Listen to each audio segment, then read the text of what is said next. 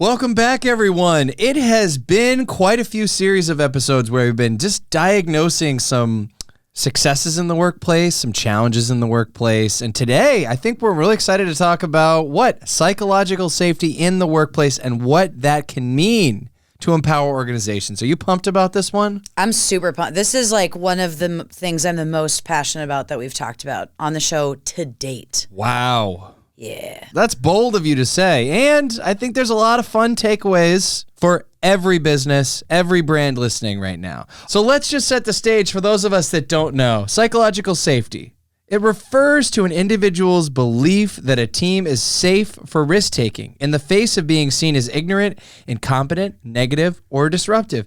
AKA, can I say this thing and not sound like an idiot? Or if I fail, what might be the outcome? Am I going to feel as though the team around me supports me, or is it going to be a finger-pointing squad? I hated the way you did that. You should say that again. I'm just kidding. I'm just seeing if we have a psychologically safe podcast environment. Wow. I did a double take. You did. I don't know if you passed or failed the test. This is a very safe space, and that doesn't mean that we don't roll up our sleeves and duke it out from time to time. Definitely true. Yeah, but we fight off camera for the best possible show on camera. That's right. And we cut it all out for the kids. Psychological safety is something that became very popular after Google launched a study called Project Aristotle.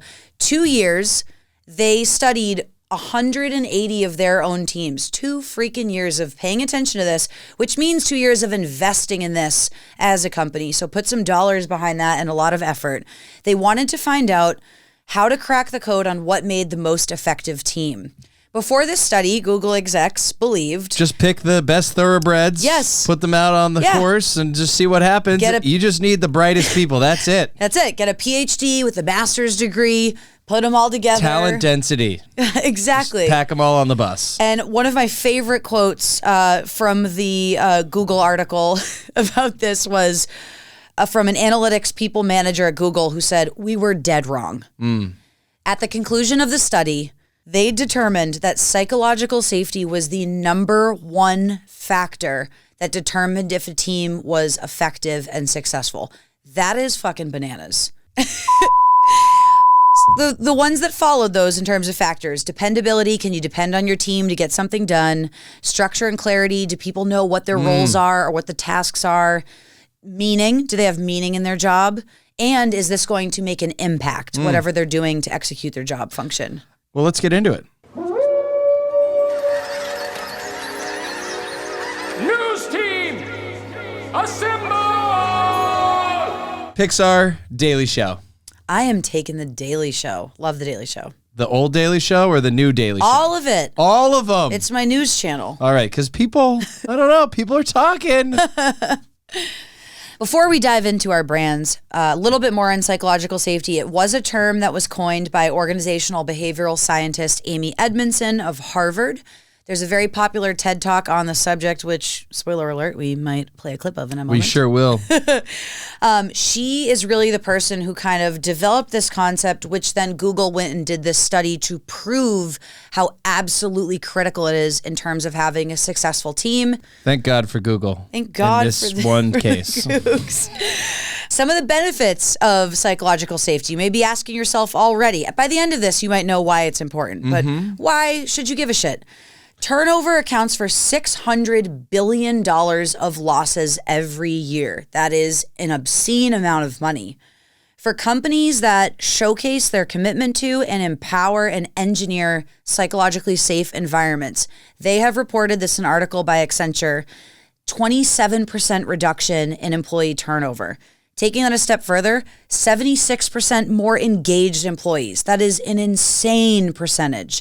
People want to feel like they're connected to the work that they're doing. So Yes. if you can give them an open forum where they can talk, I mean, you're going to see a much more dramatic outcome with them feeling they're a connected team, because that's a functioning team unit and not some sort of dysfunctional situation where people don't feel like they can speak up.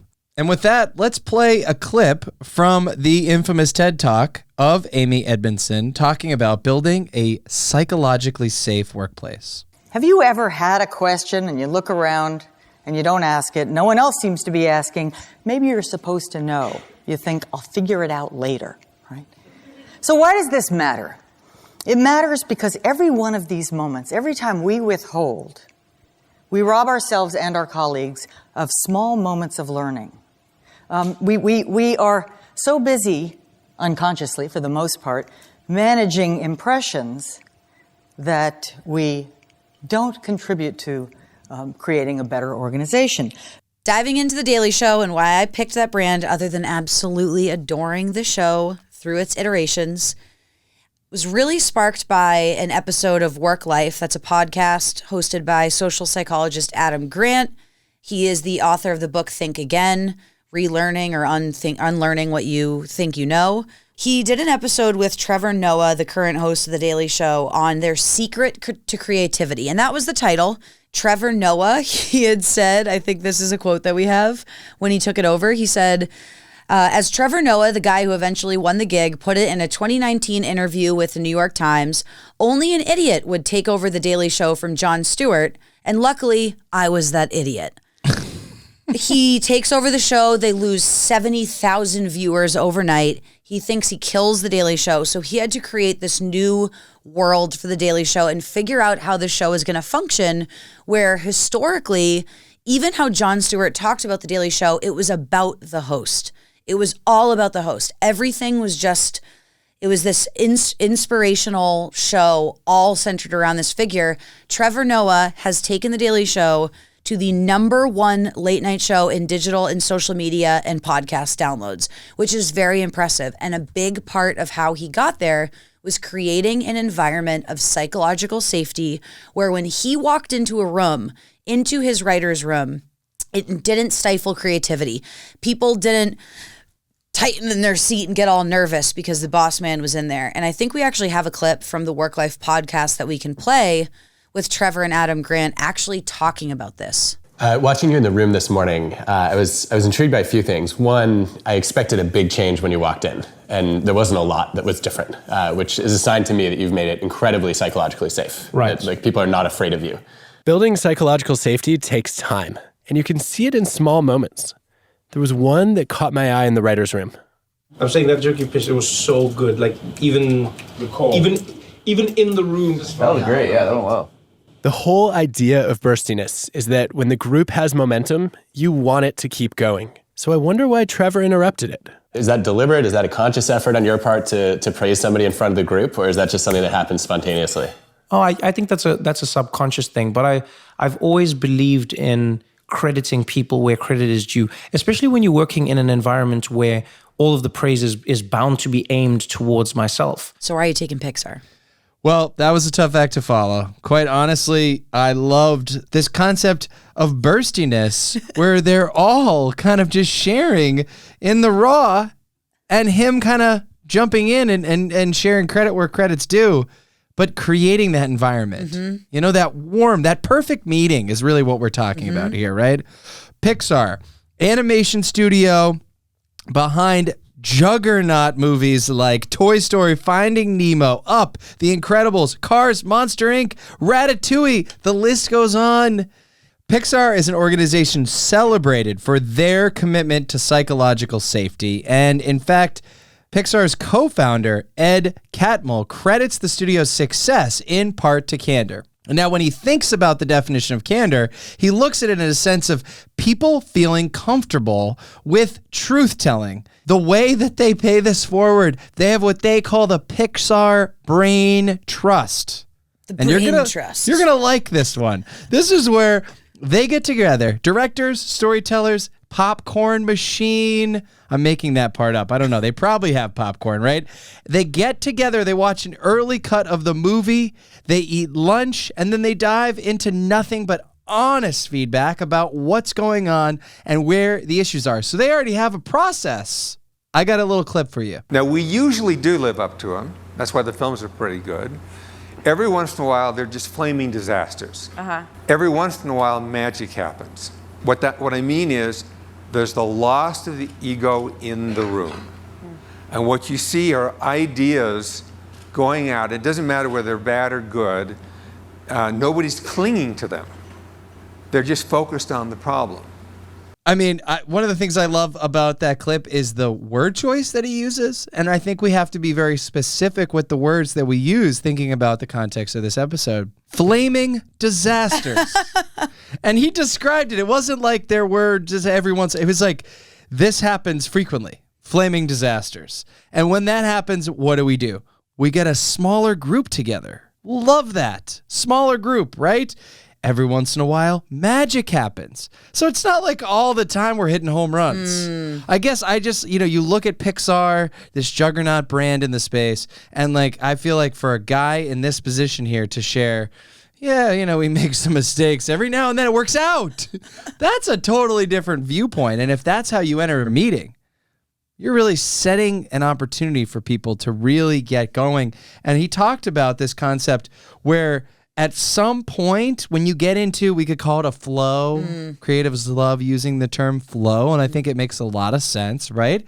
Every once in a while, you get to a spot, nobody's feeling committed to a certain idea. No one's taking ownership. No one's falling in love with something. We're all looking at it equally from a level playing field. And you have to wonder, some of the brands that we've talked about, especially in the first season, some of those brand fails or some of the scandals we heard about. The one that I always go back to, the Kendall Jenner Pepsi ad. Yeah. So horrendous. You have to wonder if those are brands or companies that have created psychologically safe environments where someone on their team who was working on that, maybe they were working on one tiny piece of the campaign, was like, holy crap, this is the worst decision this company is ever making. And maybe no one had the gumption or felt like they were safe to say to maybe the marketing director or the CMO or whoever it was, hey, this is maybe not going to land. So it ended up costing the company so much more trouble down the long run. So you have to wonder if that's something that came into play in those situations where brands have just fallen on their face. Was the group too big that reviewed it? I mean, at some point there's the bystander effect where you're like, well, there's a lot of people in this room. And I mean, I'm brought in at the end. Maybe they already decided that detail. Or so no one else thinks this sucks. Am zone. I crazy if I say that it does? Or I'm new, so how could I ever say this sucks? Because it's great, because I'm new and I'm afraid to say anything. Also very true. We've been there. One of the things that I think is fascinating about this co-founder is he had mentioned that when a project isn't working out at Pixar, the only reason they will make the decision to fire a director is if they have lost the ability to listen to or take the honest feedback of their teams. That is nuts. They take that concept of brain trust so seriously. And thinking about the films that have come out of this studio, what we maybe wouldn't have if that studio, if that company was not empowered to tell everyone who is working there that, hey, your voice matters. Point it out. If a character's hair looks weird, tell us. And there's so many people probably listening to this. There are so many brands out there that could stand to pay a little closer attention to the ideas of the people on their own team.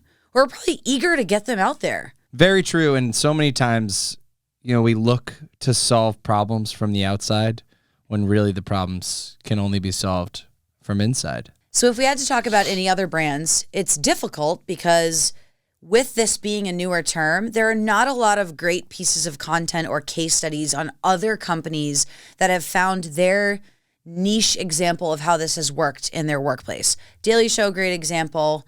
Google obviously pioneered that study, which kind of snowballed this as a discussion. Microsoft is another company, a big company that talks about this. Some of those larger, innovative companies, you do hear about this concept of psychological safety, but it's something I think we're going to see a lot more of. Absolutely. And I would say just to further that point, I mean, we're talking about Amy Edmondson coming out with this TED Talk in 2014, way ahead of the time. We're starting to see some energy around this. And we're even talking about two brands, and in so many ways, we're talking about in-person collaborative settings. What about the Zoom world that we find ourselves in today, or the hybrid future, or the hybrid today, depending on where and what industry that we're in? What are the impacts of that? I think that over and over, and I'm surprised that there isn't more information and studies on this, and they're probably working on it right now, but what are the impacts when everybody else is on a Zoom call? with their camera off or muted, and you're having that dialogue, how can you promote that social and safety net and that environment? And I guess it really just comes down to how you model the behavior. And we're going to get into that in the work, but I think it just means this is even more of a pressing issue. I'm not saying it's not possible. I'm saying that in many ways, it's even more important because it's a lot easier. You don't have those micro moments. You're not sitting across the table from someone saying, Veronica, why, like, I can tell when you think I did a bad take by just your facial expression. Yeah. And I use that, and I say, okay, what? So I was going to say, don't you think that we have learned from doing this podcast and being honest with each other? And oh my calling God, each this other? podcast would be so bad if you didn't suck at poker. But I do. You're so right. But maybe that's a benefit. I don't it's think a that's benefit necessarily in a bad this thing. setting for sure. Don't you think that transitioned into our other life and what we do in work? That's and true. Us being able to have sometimes a conversation where I can challenge your thought on something. And maybe it's for a better idea. Maybe it just means I don't understand your viewpoint and I need to be convinced. And either way, it's welcomed because at the end of the day, there's just no time for just a boilerplate yes. Yeah, no one is looking for another yes man. And now for something completely different. So if we had to put this down to work, I think big picture. First thing I want to ask is, how are you building a culture climate that creates a safe space for open dialogue? And this breaks down in a number of different ways. First and foremost, as leaders, we need to admit our own fallibility. We need to fess up to the mistakes that we make and how we've learned from them. And we need to put it out there for our team, and we need to encourage them to do the same thing because life is about learning from our mistakes. And if we admit that, if we take some credit for that, following the Pixar model, right, get those flaming disasters out there, frame them up, and share them with your team. And I think beyond that, talk about and encourage the opportunity to evaluate these problems from the learning lens, not the executional failure. Ultimately, it's about asking lots of questions, getting to the root of things, and doing so in a way that's authentic and honest and friendly, because questioning can already put people in a little bit of a tailspin. So do that in a way that's ultimately approachable. The next thing I would say is, like, how do we keep this going? We keep it going through some form of process-driven execution, right? So that's meeting formats, that's sessions, that's creating your own form of a brain trust, how you're actually structuring the meeting, how we're asking for feedback, the size of the meeting.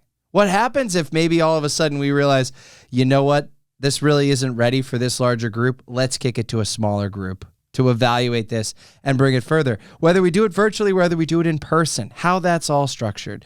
As leaders, all along the way, we can model phrasing, word choice, tonality. A lot comes down to the delivery in creating these safe spaces. And ultimately, when it's time to promote people, make sure to evaluate people for their management skills. You want a team of leaders that are all in it together, philosophically, on the same page. And at the end of the day, we can celebrate when things go wrong. We can talk about how we were able to address it and the outcome that we achieved. I did not go to business school. You know who else didn't go to business school? LeBron James, Tracy McGrady. They went right from high school to the NBA. So it's not the same thing at all. So if you had to take anything away from this episode, tell your boss or colleague if they have spinach in their teeth or their fly is down. Look out for the people you work with and for. They will respect it. And if they don't, that's on them. Well, mine is that those stats don't lie, and it is a great time to take a look at how you are building psychological safety in your workplace. And with that, we're out, folks. Thanks so much for listening to the Brand to Brand podcast. Got an idea for an episode? Hit us up at brandtobrand.co.